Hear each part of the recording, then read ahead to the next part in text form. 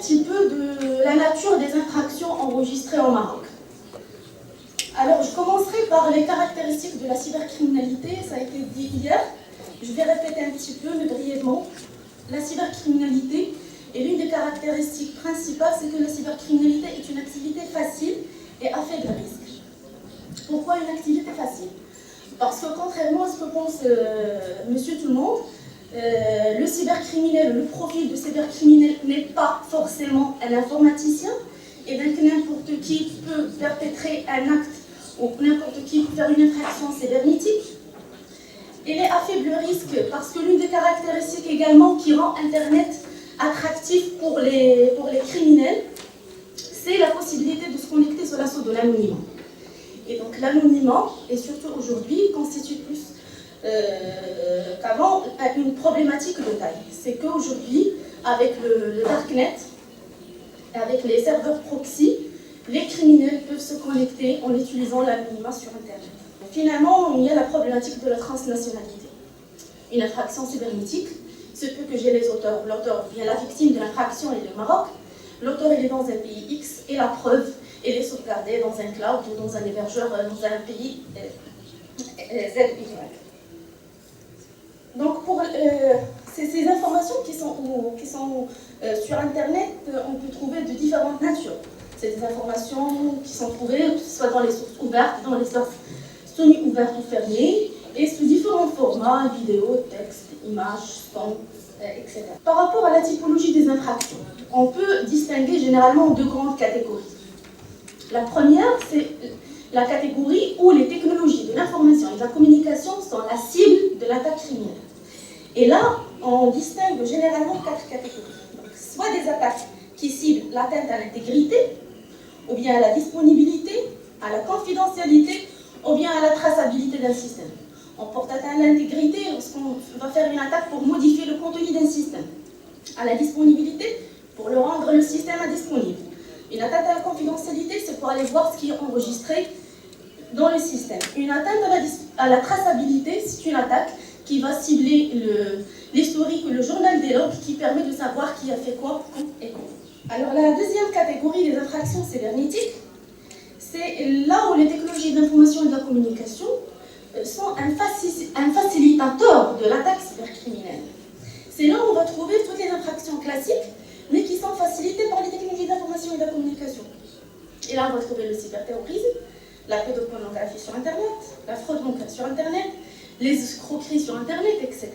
Donc, si je donnerais l'exemple du terrorisme sur Internet, comme étant une infraction qui est une infraction dite classique, mais qui est facilitée par les technologies d'information et de communication, notamment Internet. On va voir que Internet présente un champ d'action très large pour les organisations terroristes dans la mesure où Internet permet de faciliter l'ensemble du processus nécessaire à la commission d'un acte terroriste. Depuis la propagande, la collecte d'informations, la radicalisation de jeunes, le recrutement des terroristes, jusqu'au financement d'actes terroristes. Donc, pour ce qui est un petit peu des infractions enregistrées dernièrement au Maroc, un petit peu la physionomie de ces infractions.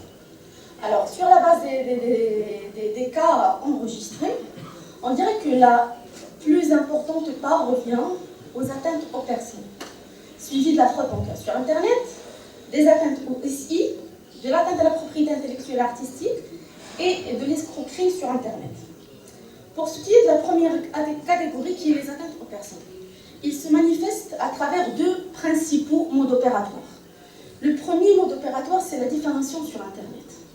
Et donc, nombreux sont aujourd'hui les personnes qui font recours à Internet et qui font recours aux réseaux sociaux pour aller créer une page Facebook au nom d'une personne X et aller publier des informations sur la vie privée des gens, aller faire de la diffamation.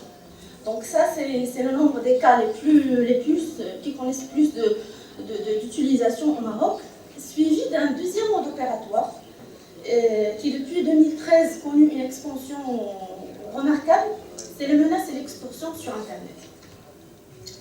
Alors, les menaces ou bien la sextorsion sur Internet, ils passent par trois étapes. La première étape, c'est une conversation audiovisuelle à caractère sexuel sur Internet, sur Gabo, sur Skype, sur un réseau social. La deuxième étape, c'est les menaces. Et là, la personne, ou bien l'auteur, il va publier la vidéo pendant quelques secondes avec un mot de passe chiffré qu'il va communiquer à sa victime pour s'assurer qu'il a été victime de chantage et d'extorsion. Et la troisième phase, c'est l'extorsion de fonds. Et là, l'auteur, il va révéler sa vraie identité, il va demander à la victime d'envoyer des sommes d'argent pour éviter que la vidéo qui a été enregistrée à son insu sera publiée sur les réseaux sociaux. Et la deuxième catégorie d'infraction, c'est la fraude bancaire sur Internet. Celle-ci également, elle est manifestée par deux principaux modes opératoires, qui est le phishing et le skimming. Alors pour ce qui est du phishing, c'est un mail qu'on reçoit sur la boîte électronique qui a l'apparence d'un mail qui émane d'un organisme de confiance, par exemple de la banque, et qui nous demande de faire renseigner un questionnaire ou un lien et faire entrer les données relatives à la carte bancaire en disant soi-disant que dans le cadre de la mise à jour du système, il vous est demandé de mettre à jour pour éviter par exemple des problèmes au niveau de l'utilisation de la carte bancaire. Et donc, une fois les données renseignées, ils ne sont pas envoyés à la banque, mais ils sont envoyés aux criminels. Et là, les criminels, ils utilisent le lien envoyé, ils respectent la charte graphique de la banque. Et donc, on a l'impression qu'on est dans la banque, dans l'organisme de confiance. Sauf que là, l'email qu'on reçoit au niveau de le nom de domaine, généralement, on ne peut pas avoir deux noms de domaine qui se ressemblent. Donc, eux, qu'est-ce qu'ils font? Ils vont aller dans les petites fautes d'orthographe, au lieu de faire banque avec A, ils vont écrire banque avec E, et donc ça passe pour les internautes. Le deuxième mode opératoire, c'est ce qu'on appelle le skimming. Alors, c'est quoi le skimming? C'est l'utilisation d'un petit dispositif, d'un petit appareil, qui est le skimmer. Vous voyez là en bas en gris. Donc, ce skimmer, il est installé soit sur le TPE, soit sur le terminal de paiement électronique qu'on trouve dans les supermarchés, chez les vendeurs, ou bien sur les guichets automatiques bancaires. Donc, une fois installé, il est doté soit d'un faux clavier, soit de caméra miniature pour copier le mot de passe. Donc, la deuxième étape de ce mode opératoire consiste à récupérer le skimmer, soit du TPE, soit du GAP, et de procéder à l'encodage des données et à copier ces données sur des white cards pour effectuer des retraits par la suite. Sinon, c'est pour faire des achats en ligne.